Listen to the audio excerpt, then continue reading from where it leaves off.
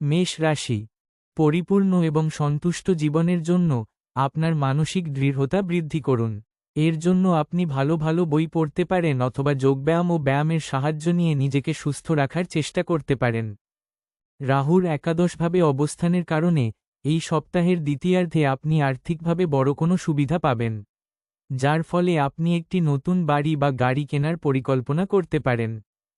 নতুন জিনিস কেনাকাটার কারণে পরিবারের সদস্যরা আপনার ওপর বেশ খুশি থাকবেন।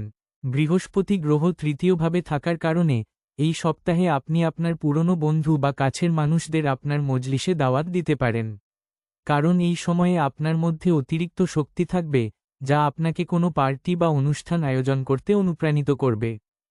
তবে এমন কিছু করার আগে পরিবারের সদস্যদের সাথে আলোচনা অবশ্যই করবেন। সব সময় পরিস্থিতি আমাদের অনুকূলে কাজ করবে এমনটা জরুরি নয়, এবং ঠিক এমনটাই এই সপ্তাহে আপনি অনুভব করতে চলেছেন, যখন আপনার প্রতিটি কৌশল এবং পরিকল্পনা ব্যর্থ হতে দেখা যাবে। এর ফলে আপনি নিজেকে উৎসাহিত রাখতেও অসমর্থ হবেন। এই সপ্তাহে আপনি শিক্ষার প্রসঙ্গে বিদেশ সফরেও যেতে পারেন। এই সপ্তাহটি আপনাকে আরও পরিশ্রম করতে অনুপ্রাণিত করছে, তাই কঠোর পরিশ্রম করুন এবং এগিয়ে গিয়ে নিজের ও নিজের পরিবারের নাম উজ্জ্বল করুন। এই রকম আরও খবরের আপডেট পেতে লাইক, শেয়ার ও সাবস্ক্রাইব করুন আমাদের বেঙ্গল রিপোর্ট টুডে চ্যানেলটি।